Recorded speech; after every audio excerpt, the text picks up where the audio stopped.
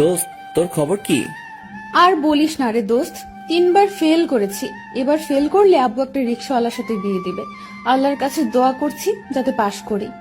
হরে দোস্ত, আমাকেও চালের গোডাউনের ম্যানেজার বানাবে। আল্লাহ যেন রহমত করে রে। এখন ফোন রাখ, রেজাল্ট আসলে ফোন দিবি। আচ্ছা, ফোন রাখলাম। হে আল্লাহ, পরপর 3বার ফেল করেছি। আল্লাহ, এবার ফেল করলে আব্বু আমাকে চালের দোকানদার বানিয়ে দিবে। আল্লাহ, আমি চাই না চালের দোকানদার হতে। আল্লাহ, একটু রহমত করো প্লিজ। এবার পাশ করিয়ে দিও আল্লাহ প্লিজ। কথাগুলো মোনাজাত ধরে বলছি, হঠাৎ ফোনের মেসেজ বেজে উঠল। তার মানে রেজাল্ট আসছে। জলদি ফোনটা হাতে নিলাম। আগে আল্লাহ যে ডেকে নিলাম, কি যে হবে। ফোন হাতে নিয়ে আমি কি খুশি, বিশ্বাস করেন দর্শকরা। আমার আনন্দ এখন ধরছে না, কারণ আমি পাশ করেছি। ওইদিকে সাদিয়া রেজাল্ট দেখে আমার এখন কি হবে? আব্বু রিক্সাওয়ালার ছেলের সাথে বিয়ে দিবে, আমাকে দিয়ে বাসন মাজাবে। না, আমি রিক্সাওয়ালাকে বিয়ে করব না। আমি জানি এখন আমাকে কি করতে হবে। এখনই বাড়ি থেকে পালাবো। এদিকে আমি সাদিয়াকে ফোন দিলাম। দোস্ত, তোর খবর কি? তুইও পাশ করেছিস তাই না? না, আমি এবারও ফেল করছি। তুইও করছিস তাই না? ওমর, আমি জানি আব্বু আমাকে রিক্সাওয়ালার সাথে বিয়ে দিবে। আমি জানি এখন আমাকে কি করতে হবে। কি করতে হবে? আমরা বাড়ি থেকে পালাবো। তোর কি মাথা নষ্ট হয়েছে? বাড়ি থেকে পালাবো কেন? আব্বু রিক্সাওয়ালার সাথে বিয়ে দিবে। আমাকেও তো চালের গুদামের ম্যানেজার হতে হবে। এর থেকে ভালো চল পালাই। কিছুদিন বাইরে থাকলে তাদের রাগ মিটলে তারপর আসবো বাসায়। কোথায় যাব? সেটা আমি দেখবো। আর হ্যাঁ, ফোন নিয়ে আসবি না, তাহলে ফোন ট্র্যাক করে ধরবে। আচ্ছা, ওর কথায় রাজি হলাম।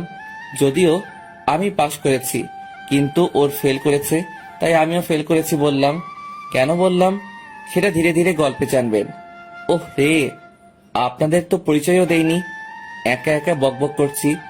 আমাকে তো আপনারা চিনেনি, তবুও নতুনদের বলছি। আমার নাম আরিয়ান ওমর। বাবা চাউলের ব্যবসা করেন, মানে চাউলের কোম্পানি আছে।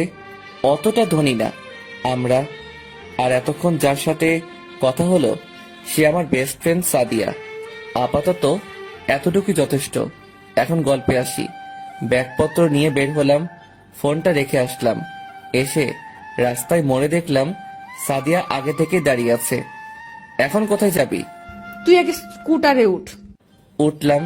এখন তো বল কই যাবি? চুপ করে বসে থাক, আমি যাচ্ছি।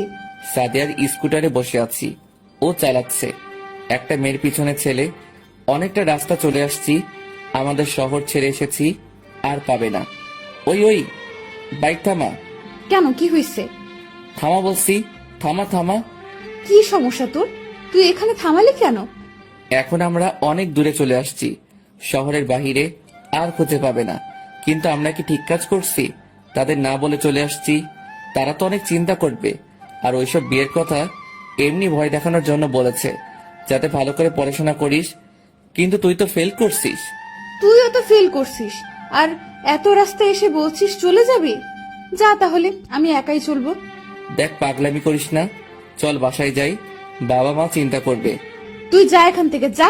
আমি একাই যাচ্ছি। আল্লাহ হাফেজ। দেখ, পাগলামি করবি না।